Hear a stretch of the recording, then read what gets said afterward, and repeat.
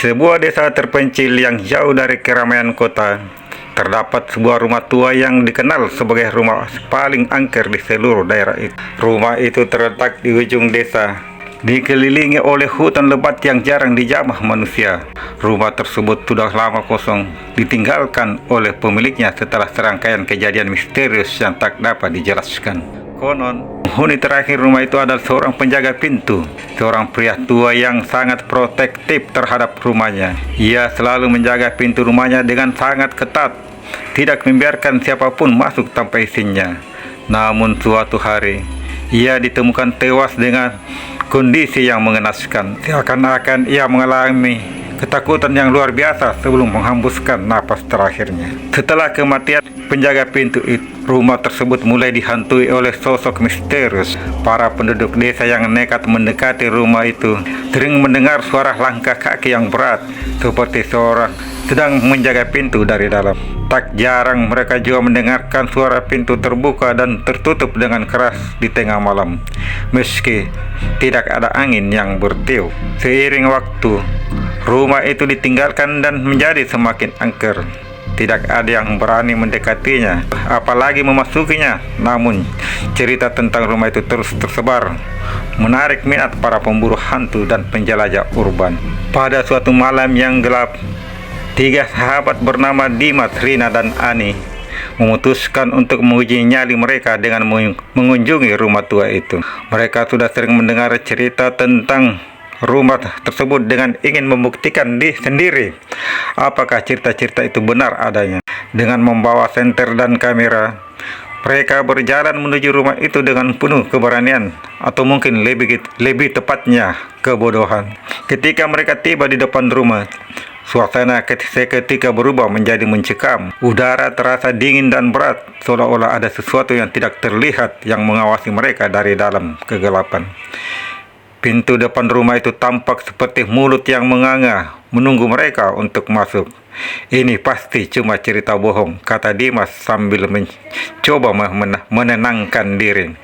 "Kita masuk saja, ambil beberapa foto dan keluar. Tidak ada yang perlu ditakutkan." Rina dan Ani mengangguk. Meskipun hati mereka berdebar kencang, mereka memasuki rumah itu dengan perlahan. Pintu tua yang berat itu berderit ketika dibuka. Di dalam, rumah itu penuh dengan debu dan sarang laba-laba. Bau apek menyengat hidung mereka, namun mereka terus melangkah masuk. Begitu mereka berada di ruang tamu, mereka mulai merasakan ada sesuatu yang aneh. Rina merasakan bulu kuduknya berdiri, seperti ada yang memperhatikan mereka. "Kalian merasakan itu?" tanya Rina dengan suara bergetar.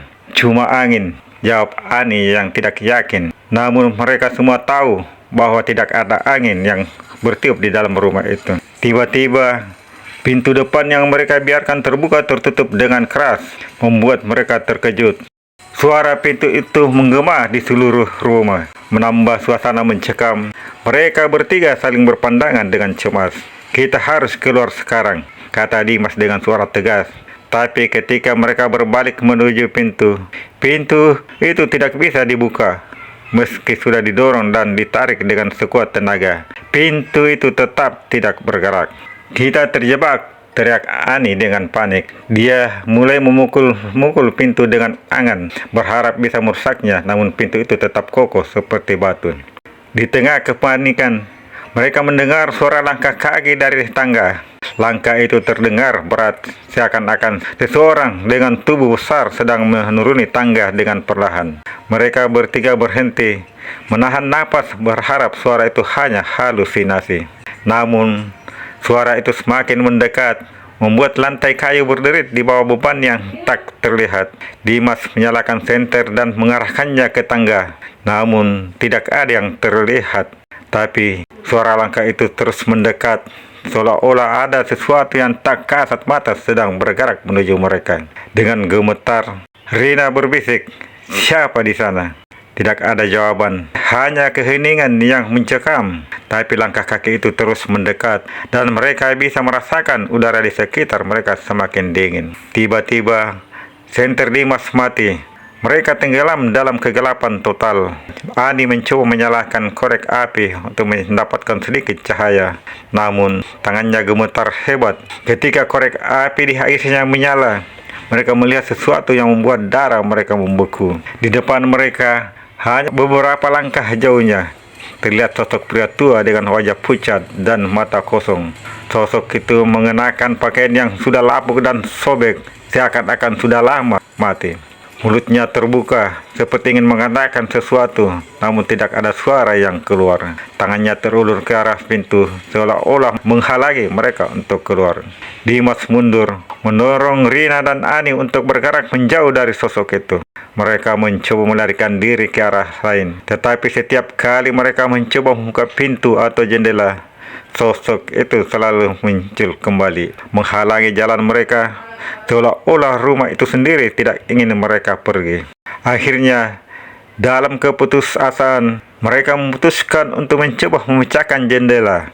Dimas mengangkat kursi dan menghantamnya ke kaca, namun jendela itu tak pecah. Sebaliknya, sosok pria tua itu semakin mendekat.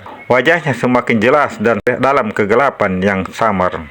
Rina tidak bisa menahan diri lagi. Ia berteriak sekuat tenaga, memohon agar mereka dibebaskan. Namun teriakan itu hanya memantul di dinding-dinding kosong rumah itu, tanpa ada yang mendengar atau menolong. Sementara itu, sosok penjaga pintu semakin mendekat. Jarak antara mereka semakin menyempit. Mereka bisa merasakan kehadirannya yang begitu dingin, hampir membekukan darah mereka. Ani yang sudah tidak bisa menahan ketakutannya pingsan di tempat. Dimas dan Rina berusaha membangunkannya, namun sia-sia. Ketika sosok itu sudah sangat dekat, Dimas dan Rina merasa bahwa ini adalah akhir dari segalanya. Namun, tiba-tiba pintu depan yang tadi tertutup rapat terbuka dengan sendirinya, menimbulkan suara berderit yang menakutkan. Seolah-olah rumah itu membiarkan mereka pergi tanpa berpikir dua kali. Dimas menarik Ani yang tak sadarkan diri, dan mereka berlari keluar dari rumah itu secepat mungkin. Mereka berlari tanpa menoleh ke belakang, terus berlari hingga mereka sampai di tengah desa. Napas mereka terengah-engah, tubuh mereka gemetar ketakutan. Ketika mereka berhenti, Rina menoleh ke belakang, melihat rumah tua itu sekali lagi. Pintu depan rumah itu kini tertutup rapat kembali, seakan-akan tidak pernah terbuka. Sejak malam itu, mereka tidak pernah lagi mendekati rumah tersebut. Mereka mencoba melupakan apa yang terjadi, namun bayangan sosok pria tua itu terus menghantui pikiran mereka. Mereka tahu, apapun yang terjadi malam itu, mereka telah berhadapan dengan sesuatu yang tak bisa dijelaskan oleh akal manusia. Mereka telah bertemu dengan hantu penjaga pintu.